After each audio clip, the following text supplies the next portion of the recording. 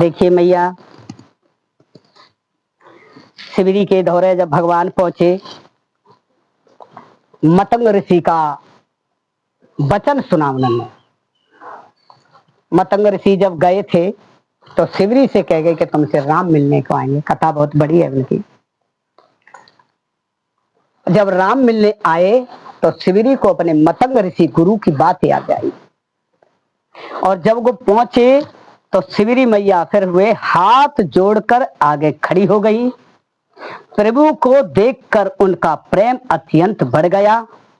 उन्होंने कहा, मैं किस प्रकार आपकी स्तुति करूं?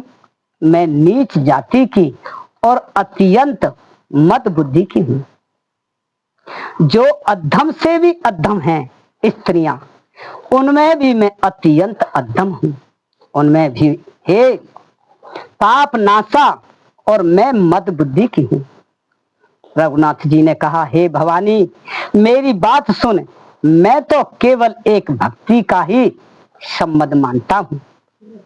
जाति पाति कुल धर्म बढ़ाई धन बल कुटुंब गुण चतुरता, इन सब के होने पर भी भक्ति से रहित मनुष्य कैसा लगता है? जैसे जलहीन बादल शोभाहीन दिखाई पड़ता है। मैं तुझसे अब अपनी नवदा भक्ति कहता हूं, तू सावधान होकर सुन, उनमें धारण कर।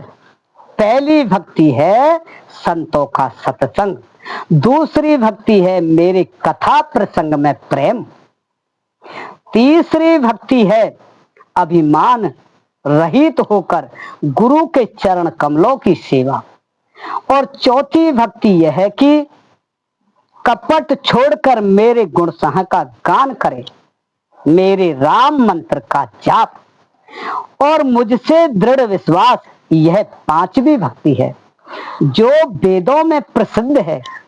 छठी भक्ति है इंद्रियों का निग्रह, शील अच्छा स्वभाव या चरित्र बहुत कार्य से बैराग, निरंतर संत पुरुषों के धर्म आचरण में लगे रहना। भगवान बता रहे हैं शिवरी के लिए। सातवीं भक्ति है जगत भरों को समभाव से मुझ में ओत प्रोत प्रणाम देखना, संतों को मुझसे भी अधिक करके मानना। ये आठवीं भक्ति है जो कुछ मिल जाए उसी में संतुष्ट रहना, स्वयं प्रेम भी पराये दोषों को ना देखना। नवी भक्ति यह सरलता, सबके साथ कपट रहित बर्ताव करना, हृदय में मेरा भरोसा रखना, और किसी भी अवस्था में हर्ष और दैन्य विषाद का ना होना। इन नवों में से जिनके एक भी होती हो, वह स्त्री हो या पुरुष या जड़ चेतन कोई भी हो। हे भवानी, मुझे वही अत्यंत प्रिय है, फिर तुझ में तो सभी प्रकार की दृढ़ भक्ति है, दृढ़ है।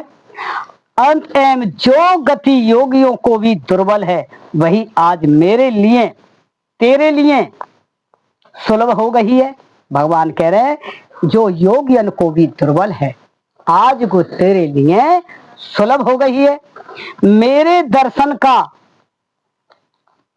परम अनुपम फल यह है कि जीव अपने सहज स्वरूप को प्राप्त हो जाता है।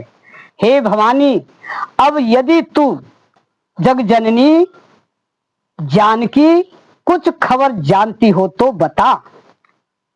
शिवरी ने कहा, हे रघुनाथ जी, आप पंपा नामक सरोवर को जाइए, वहां आपकी सुग्रीव से मित्रता होगी।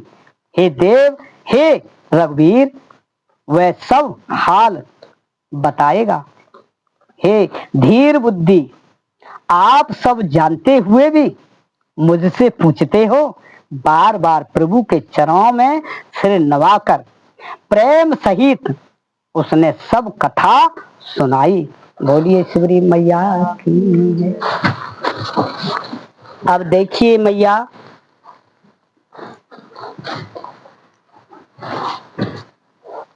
पहला भक्ति जो बताई है कौन सी बताई है? क्या बताई मैया? सत्संग। ताली बजाना है मैया को। पहली भक्ति हमारी है संतों का सत्संग मिल जाए। और दूसरी भक्ति कौन सी बताई है? धन्यवाद माँ, बहुत अच्छा ध्यान धर रही हो सब। मेरे कथा प्रसंग में प्रेम।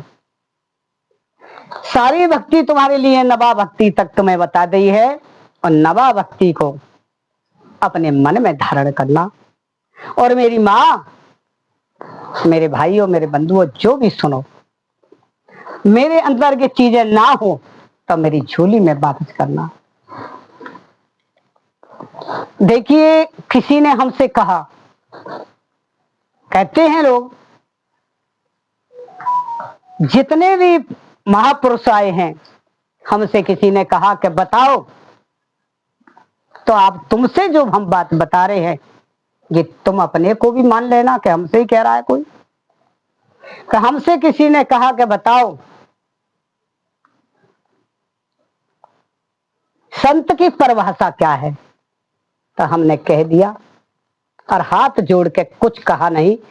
संत की परिभाषा चल पड़े हम कि संत की परिभाषा की है, इशारा देके चल दे, हाथ जोड़ लो। कोई तुम्हें गलत बोल रहा है, तुम्हें कोई गाली दे रहा है, हाथ जोड़ के चले जाओ और ऐसे कह दो जैसे विदुर ने लात मारी विष्णु भगवान के, और विष्णु भगवान ने कहा कि हे प्रभु, आपके लात में कहीं चोट तो नहीं आई, लेकिन लक्ष्मी जी नाराज होकर चली गई। लक्ष्मी जी ने विदुर के लिए माफ नहीं करा था, क्योंकि मेरे प्रभु के लात मारी है। जो स्त्री पतिव्रता होती है वो ये बात को नहीं झेलेगी। उसके लिए कोई कुछ कह ले, लेकिन उसके पति के लिए कोई कुछ कह देगा। लेकिन पति भी ऐसा होना चाहिए। बहुत पति तो ऐसे होते हैं कि रिश्ता खराब कर देते हैं। मैया ध्यान देके कथा को सुनना है। शिवरी मैया की बहुत बड़ी कथा है, जो अब तुम्हें हम बताएंगे कि शिवरी को राम कैसे मिले और कैसे नहीं मिले।